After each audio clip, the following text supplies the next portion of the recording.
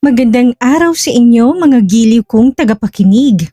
Narito na naman ang inyong paboritong tagapagsalaysay, si Miss Maria, para sa isa na namang napakainit at nakakilig na yugto ng ating kwento. Masisilayan natin ang muling pagtatagpo ng pamilya at ang matagal na minimithing tagumpay ni DJ. Mula sa emosyonal na salubong sa mansyon hanggang sa pagbabalik nila sa pamilyar na kubo sa sitio kung saan sila nagsimula. Ang dating puok ng pikutan ngayon ay magiging tagpuan ng pagpapatibay ng kanilang wagas na pagmamahalan. Ngunit ano kaya ang naghihintay sa kanila sa pagpabalik sa probinsya? Handa na kaya silang harapin ang bagong simula nang walang halong takot at pagsisisi? Huwag kayong bibitiw mga kasama dahil tsak na mapapangiti, kikiligin at mapapabuntong hininga na naman kayo sa mga tagpong ito. Simulan na natin. Pagkababa pa lang nila ng sasakyan, hindi pa man lubusang na isasara ni DJ ang pinto, ay sumalubong na kaagad ang tatlong munting paslit. "Mami! Daddy!" Halos sabay-sabay na sigaw ng triplets habang tumatakbo papalapit sa kanila. Pawis sa kakalaro pero wala silang pakialam. Ang mahalaga, narito na ulit ang mommy at ang daddy nila. Muntik nang matumba si Christine sa yakap ng sabay-sabay na sabik na anak, habang si DJ ay masayang pinagmamasdan ang kanyang mag-iina. Pagkatapos, yakapin si Christine ay siya naman ang pinagkaguluhan ng triplets. Tapos, hinila silang dalawa papasok sa loob ng mansyon, diretso sa garden area. Hindi pa sila tuluyang nakakarating, may narinig na silang sabay-sabay na hiyawan mula sa garden area. Surprise! Napatingin silang dalawa sa paligid. Sa garden area, may mga nakahilerang mesa, mga lobo, banderitas at isang malaking banner na hawak ng mga kasambahay. "Welcome back, Dr. Douglas Jan. We're so proud of you." May mga bulaklak sa gilid ng banner at may maliit pang dagdag sa ibaba, "From your loving family and friends." Halos hindi malaman ni DJ kung saan titingin. Ang una niyang nakita ay ang mga magulang niya na parehong nakangiti at halos maiyak sa tuwa. Tumango sa kanya si Dexter habang si Sylvia ay agad nilalapitan siya para yakapin. "You made us so proud, anak," sabi ni Dexter habang tinatapik ang balikat niya. "Sobrang saya ko for you, DJ," bulong naman ni Sylvia sabay halik sa pisngi niya. "So proud of you, kuya," sabay akbay ni Dorina sa kanya. "Pwede ka na talagang i-frame. Balik doktor, CEO pa. Triple treat na." "Drama mo," natatawang sabi ni DJ habang kinukuruto sa tagiliran. Samantalang hindi rin napigilan ni Christine ang mapangiti nang makitang kanyang mga magulang. Nandoon si Maria at Claude nakangiti, punong-puno ng pagmamalaki.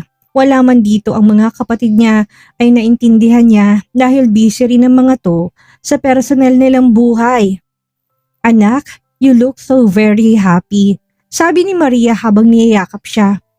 "Oo nga, parang mas lalong gumanda," biro naman ni Claude. Napansin niya na sobrang emosyonal ang anak. "Sobrang saya ko lang, Dad," nakangiting sagot niya. Sa isang upuan, naroon din si Don Francis. Tahimik lang na pinagmamasdan si DJ habang nakaupo. Kasama nito si Doña Patricia na masaya rin sa tagumpay ni DJ.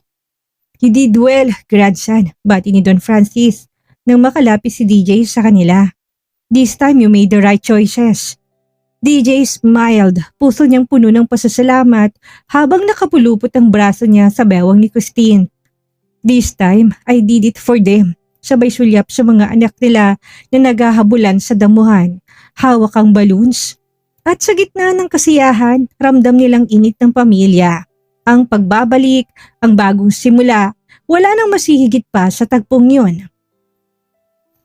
Sa gitna ng kasiyahan, biglang tumayo si Don Francis mula sa kinupuan niya. Hawak ang isang wine glass at sumigaw sa gitna ng lahat. "Let's make a toast for DJ." Sabay-sabay na nagtaas ng basong lahat sa ere. mula sa matatanda hanggang sa mga kasambahay at manggagawa ng hasyenda. ang triplets kahit na orange juice lang ang laman ng baso. Sumigaw rin ng cheers! Tunog ng pagkalampag ng mga basong sumunod habang nagtawanan ng lahat. Pagkatapos ng pagbati, tumayo si DJ sa gitna. Nilingon niya isa-isa ang mga mahal niya sa buhay.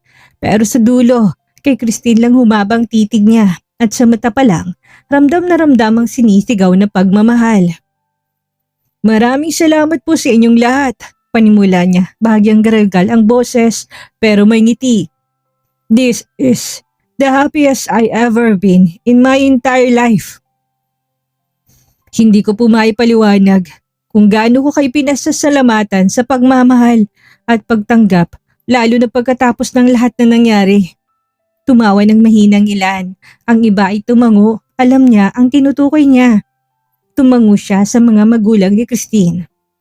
Kay Mami Maria at kay Daddy Claude, salamat po sa pagpapalaki ng napakagandang babae.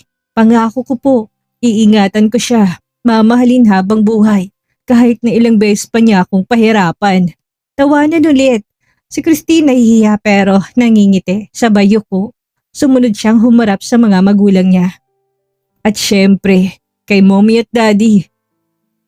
Mami Sylvia and Daddy Dexter, thank you for loving me even when I was hard to love. Sa pag-intindi sa akin nung panahon na hindi ko kaya. Mom, Dad, hindi ko man palaging nasasabi, pero mahal na mahal ko kayo. Salamat sa lahat. Tumango si Sylvia, pilit pinipigilan ang luha. Si Dexter, tahimik lang pero proud ang tingin sa anak. Lumipat ang tingin niya kay Don Francis and to Lolo Francis, sabi niya, mas seryosong tono. Salamat po. Thank you for pushing me, for pushing us. Kung hindi dahil sa inyo, baka ngayon hindi ko asawa si Christine. Ang swerte mo kuya, malakas ang kapit mo. Sigaw ni Dorina na sinabayan ng tawanan. DJ chuckled. Sinabi mo pa, maraming salamat sa inyo. At sa tabi nito si Lola Patricia na halos maluhas ang ngiti. Lola, salamat po dahil kahit hindi tayo close noon, tinanggap niyo pa rin ako sa puso niyo at sa pamilya. Tahimik na nagpalakpakan ng lahat, hindi masyadong maingay pero ramdam ang bigat ng bawat salita ni DJ. Pagkatapos ng kanyang mensahe, tinapik siya sa balikat ni Lolo Francis. Good job apo, sabi nito. Now, let's eat. At nagsimula ng salo-salo. Ang mga triplets naghahabulan sa tabi ng mesa. Ang mga tauhan, Sasha na nag-enjoy rin habang nagsasalo sa mga pagkain na nakahanda sa mesa. Si Christine habang nakaupo sa dulo ay patigin-tigin lang sa asawa at sa bawat tingin niya, nakikita niyang lalaki hindi lang binago ng pagmamahal, kundi binuo ng pangarap nilang dalawa noon pa. Pagkalipas ng halos 1 oras ng kasiyahan, may humabol pa sa selebrasyon. Dumating sina Christine at Fabio at ang anak nilang si Athena. Ate, sigaw ni Christine. Napangiti at habang mabilis sa sinalubong ang kapatid. Blooming ang ate niya. Hindi pwedeng wala kami sa tagumpay ni DJ, sabay yakap ni Christine sa kanya. Parang kailan lang, umiiyak ka sa akin dahil sa asawa mong ogag. Ngayon, ikaw na ang happiest wife in the universe. Deserve ko naman ang happiness ngayon, hindi ba? Sabay kindat ni Christine. Tumawa si Christine and yes, deserve ng kapatid niya ang walang hanggang kaligayahan. Tinapik ni DJ sa balikat si Fabio. Salamat bro. Akala ko hindi na kayo makakarating. May tinapos lang ako trabaho sa opisina. Pero syempre, hindi kami papahuli. Sagot ni Fabio sabay abot ng kamay. Nagbatian sila at nagkwentuhan ng kaunti habang si Athena ay agad na kinulit ang triplets. Sandali pa lang pero nagtatakbuhan na kaagad ng mga bata sa damuhan. Maya-maya tinapik ni DJ ang balikat ni Christine at bumulong sa kanya. Let's go horseback riding. Tara, just like the old times. Napataas ang kilay ni Christine. Yung tipong, tayo lang? May dala akong backpack na may pagkain at ikaw may dalang tubig? DJ chuckled. Exactly that. Hawak kamay silang naglakad papunta sa kwadra. Pagdating nila, pinili ni DJ ang kabayong sasakyan nila. Marunong ka pa ba? Tanong niya habang tinatapik ang puting kabayo. Nagkunwaring offended si Christine. Hello? Ako pa ba? Ako nga nagturo sa'yo, remember? Pabirong sabi niya. Talaga lang ha, sabay ngiti ni DJ bago siya tinulungan paakyat sa kabayo. Maingat, parang takot siya na masaktan si Christine kahit na konti lang. Nang nasa kabayo na si Christine, sumampa na rin siya sa brown na kabayo niya. Let's go. Sa una banayad lang ang takbo ng mga kabayo, tahimik ang paligid. Huni ng ibon lang ang maririnig at kaluskos ng damo sa ilalim ng mga paa ng kabayo hanggang sa marahang pinatakbo ni Christine ang kabayo niya. Wife, easy lang, tawag ni Dean. Matagal ka nang walang practice, ani DJ. Napangiti si DJ. No more regrets. No more what if. Hinawakan niyang dalawang pisngi ni Christine. Hinagod ng hinalaki ang gilid ng labi nito. This time, I'll never let go, no matter what. Bumuntong hininga si Christine. Tila naglalabas ng lahat ng bigat ng tinik sa dibdib. Promise me, kahit na anong mangyari, ikaw at ako lang hanggang dulo. I swear. Sagot ni DJ, buong puso. You and me, until my last breath. Walang halik na kailangang madaliin. Dahan-dahan niyang nilapit ang labi sa asawa niya. Walang alinlangan, isang matagal, tahimik at puno ng pag-ibig na halik sa ilalim ng dapit hapon.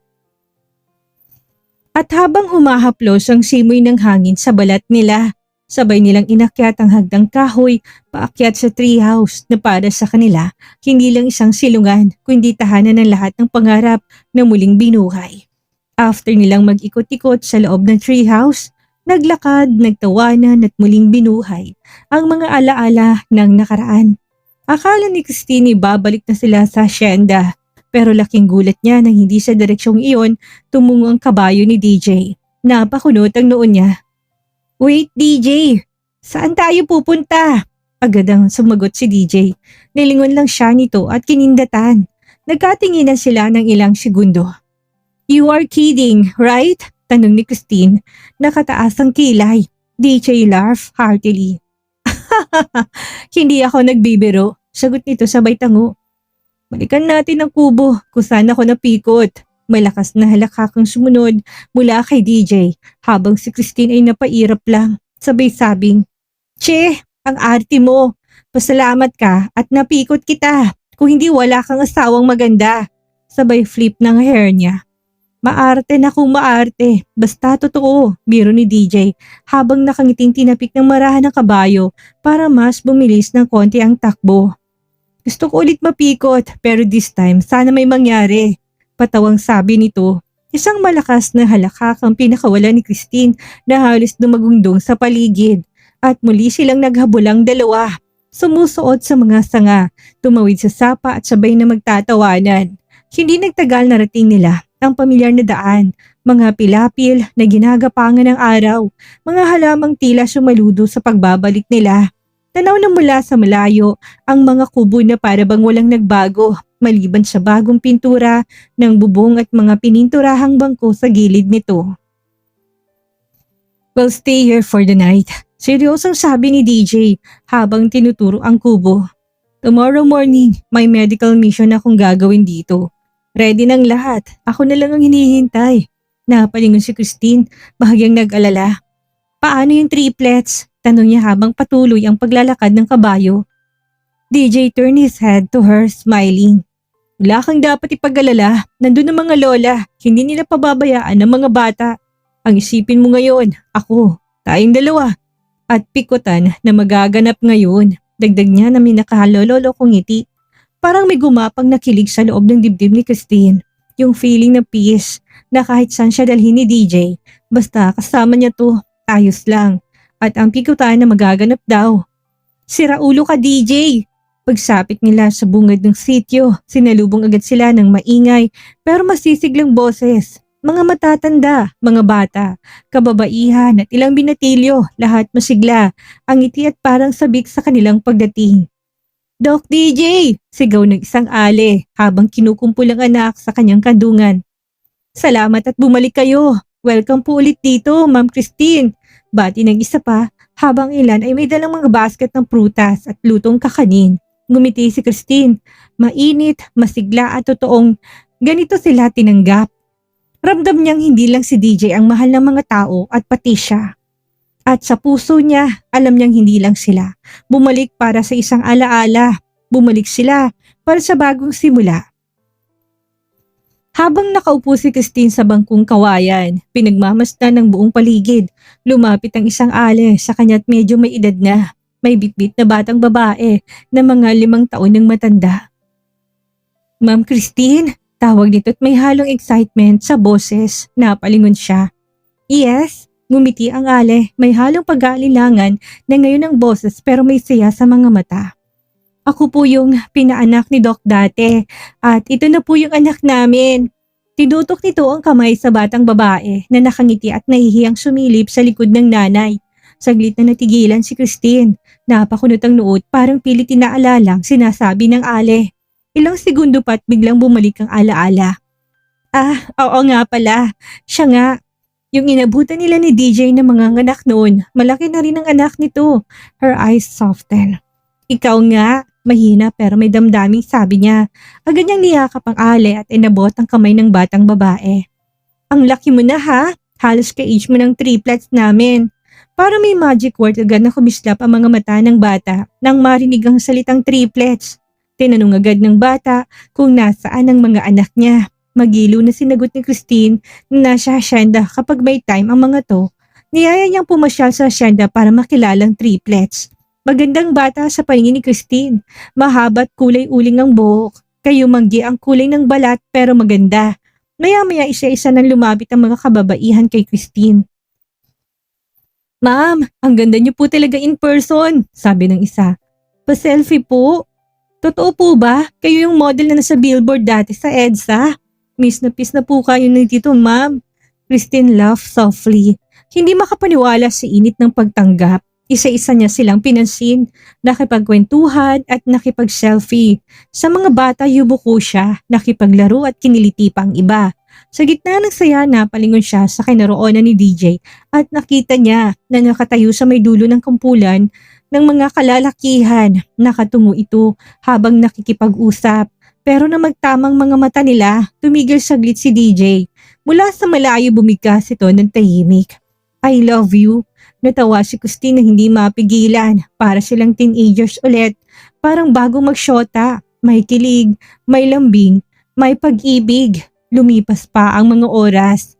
Dahan-dahang nilamon ng gabi ang langit. Pero sa paligid, hindi na ito madilim gaya ng dati. May mga ilaw na solar-powered. Sabi ng isa, wala nang mga gasera at lampara. Umunlad na ang lugar at kitang-kita yon. Naganyaya ng hapunan ang mga residente, mga lutong bahay na may puso, tinola, inihaw na isda na galing ilog at kakaning mainit pa. Umupo sila sa mahabang mesa at nagkainan. Kasunod nito, ang simpleng kasiyahan, may konting inuman sa mga kalalakihan at sayawan sa mga babae. Sa gitna ng clearing, may maliit na bonfire. Doon nagtipon ng karamihan. At doon nakita ni DJ si Christine, nasa harap ng apoy, nakangiti at sumasabay sa galaw ng mga kababaihan. Suot niya ang simpleng white cotton blouse na may off-shoulder cut at may clean palda. Walang alahas, walang arte, kundi ang dala lang nito ay tunay niyang ganda. Pero habang apoy ay sumasayaw sa hangin, tila gumagapang sa balat niya ang glow mula sa liwanag, parang diyosa ng gabi. Yung buhok niyang mahaba ay nililipad ng hangin, ang mga mata niyang kumikislap. Ang bawat galaw niya ay parang sinasadyang mabagal, parang sinasayawan, pati ang mga bituin sa kalangitan. DJ couldn't look away, at habang tinitignan niyang asawa, parang muling bumabalik sa kanyang lahat kung paano minahal niya ito, kung paanong nawala at kung paano siyang muling nakuha. He smiled. She was magic and this time, he wouldn't let the magic go.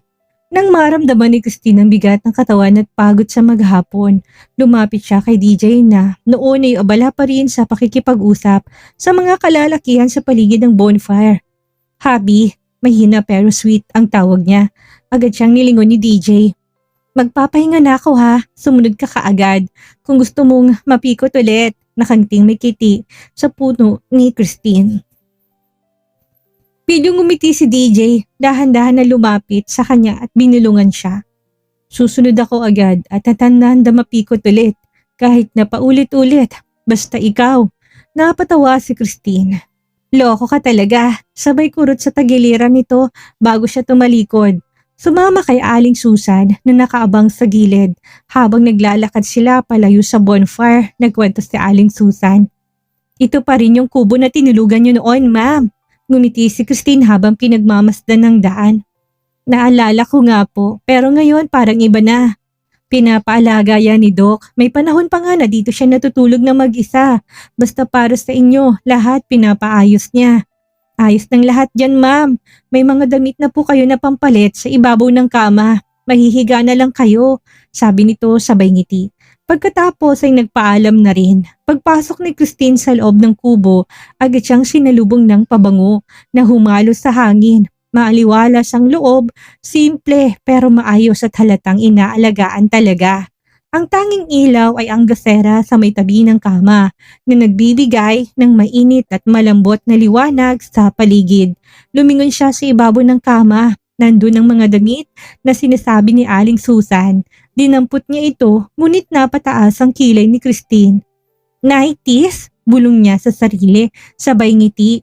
Isang manipis at almost sheer na nighties na may spaghetti straps, kulay ivory at sobrang lambot sa palad. "Loko ka talaga, DJ," natatawang sabi niya habang inikot-ikot sa daliri ang strap. "Talagang pinaghandaan mo ang salitang pikot, ha?" Pero imbis na mainis, natawa siya. Gusto niya ang idea. Miss na miss niya na rin ang asawa niya. Hindi lang ang katawan nito, kundi yung pagkalinga, yung init at yung kabuuan nito. Pumasok siya sa maliit na palikuran ng kubo. Nag-wash up lang at tinugasan ng katawan para maalis ang lagkit ng buong araw.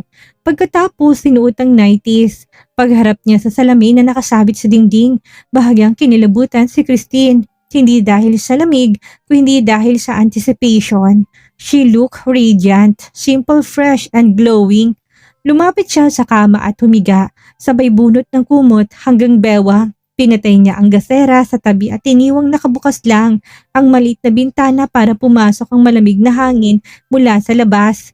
Sa isip niya, handa na ako, DJ. At sa puso niya punong-puno ng excitement, lambing at pagmamahal. Isang oras na rin ang lumipas, nagpabaling-baling sa higaan si Christine, ngunit wala pa rin si DJ. Kahit na gaano ka-relax si gaan ng kama, hindi mapakali si Christine, kaya nagdesisyon siya na bumangon. Maraan niyang binuksan ang isa pang maliit na pintuan ng kubo. Nagulat siya nang mapansin na may maliit palang veranda doon, gawa sa kahoy at may upuan sa gilid at may tanawing puro kadiliman. Pero kahit na walang makitang malinaw, ramdam niya ang presensya ng kalikasan, tahimik at payapa. Sinalubong siya ng malamig na hangin, dahilan para mapayakap siya sa sarili. She closed her eyes and breathed in deeply. Ang hangin ay preskong presko. Maya-maya lang naramdaman niya na may dumating, hindi na siya lumingon pa. May mga braso na kaagad na pumulupot sa bewang niya. Mula sa likod, nagliyab ang balat niya sa biglaan pero pamilyar na yakap. Ang mga kamay nito ay agad dinama ang dalawa niyang dibdib, kneading them gently. "DJ," bulong niya. Saglit pa, humalik ito sa batok niya. Marahang mainit at sabik. "Oh, I miss you so much, wife." Ana si DJ habang dinadampi ang labi sa kanyang buhok, then biting her earlobe gently. Napapikit si Christine sa kaliting binibigay ni DJ sa kanya. Parang kinukuryente ang likod ng tuhod niya. Hindi na siya nakakilos. Pero bago pa siya tuluyang mapatagal sa damdaming yun, pinaharap siya ni DJ. Pagharap niya, nakita niya mga mata nito na puno ng pagnanasa at pagmamahal. Walang sinabi ni isa pero ang katawan ay may ibang pinapahiwatig at pareho sila ng nararamdaman. DJ cupped her face tenderly, then leaned in at sa isang iglap, naglapat ang kanilang mga labi. Mapusok ang halik at puno ng pananabik at siya naman ay nagpaubaya. Mula sa matagumpay na selebrasyon hanggang sa romantikong pagbabalik ni DJ at Christine sa sinaunang kubo, pinapaalala sa atin ng yugtong ito na gaano man kalayo ang marating natin o gaano man karaming pagsubok ang ating dadaanan, ang tunay na pag-ibig ay laging marunong bumalik sa kung saan ito tunay na nabuo at ang nag-ugat. Ang tagumpay ay mas matamis kapag may kasama ka naging sandigan mo sa mga panahon na wala ka pa sa itaas. Ano kaya ang mga susunod pang kabanata sa buhay ni na DJ at Christine? Ngayong buo na ang kanilang pamilya at mas matatag na ang kanilang pagmamahalan. Abangan natin yan sa susunod na bahagi. Muli ako ang inyong kaibigan, si Miss Maria. At huwag na magkalimutang mag-like, mag-comment at mag-subscribe dito sa ating channel. Hanggang sa muli nating pagkikita at mag-iingat po tayong lahat.